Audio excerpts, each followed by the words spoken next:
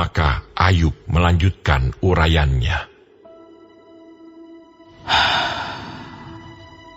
Kiranya aku seperti dalam bulan-bulan yang silam, seperti pada hari-hari ketika Allah melindungi aku, ketika pelitanya bersinar di atas kepalaku, dan di bawah terangnya aku berjalan dalam gelap. Seperti ketika aku mengalami masa remajaku, ketika Allah bergaul karib dengan aku di dalam kemahku, ketika Yang Maha Kuasa masih beserta aku, dan anak-anakku ada di sekelilingku, ketika langkah-langkahku bermandikan dadi, dan gunung batu mengalirkan sungai minyak di dekatku. Apabila aku keluar ke pintu gerbang kota dan menyediakan tempat dudukku di tengah-tengah lapangan,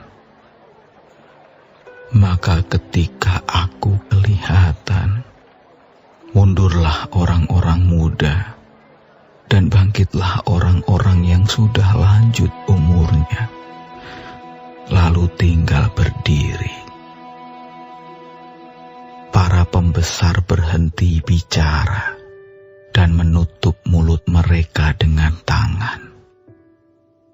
Suara para pemuka membisu dan lidah mereka melekat pada langit-langitnya.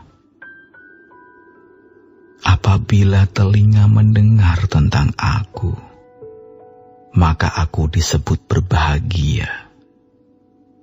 Dan apabila mata melihat, maka aku dipuji. Karena aku menyelamatkan orang sengsara yang berteriak minta tolong, juga anak piatu yang tidak ada penolongnya. Aku mendapat ucapan berkat dari orang yang nyaris binasa, dan hati seorang janda ku buat bersukaria. Aku berpakaian kebenaran, dan keadilan menutupi aku seperti jubah dan serban. Aku menjadi mata bagi orang buta, dan kaki bagi orang lumpuh.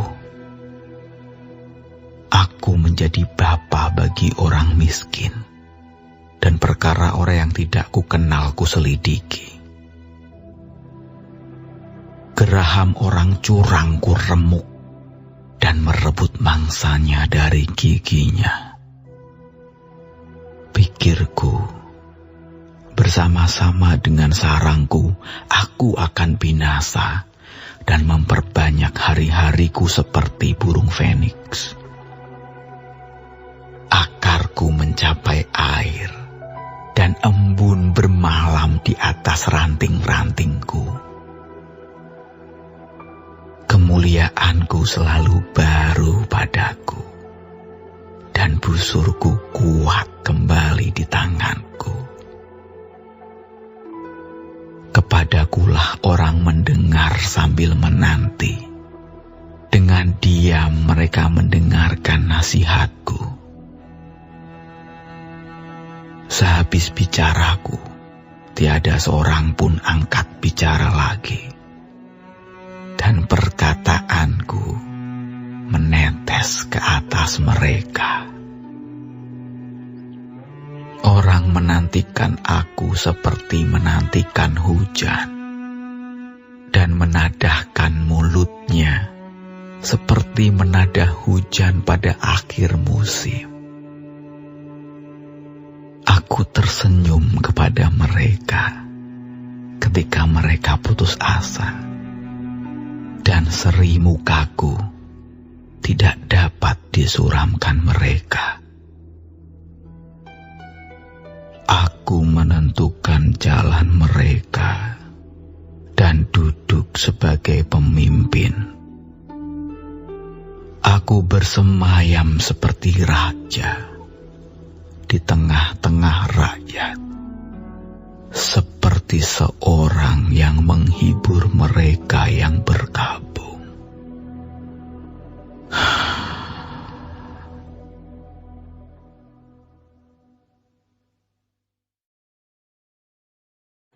Shalom semua jemaat Tuhan. Kembali kita di dalam pendalaman Alkitab Clearside. Sekarang kita sudah memasuki kitab Ayub 29. Tuhan Yesus memberkati. Ayub bertekun dalam kerinduannya untuk bersekutu erat dengan Allah, seperti yang pernah dialaminya.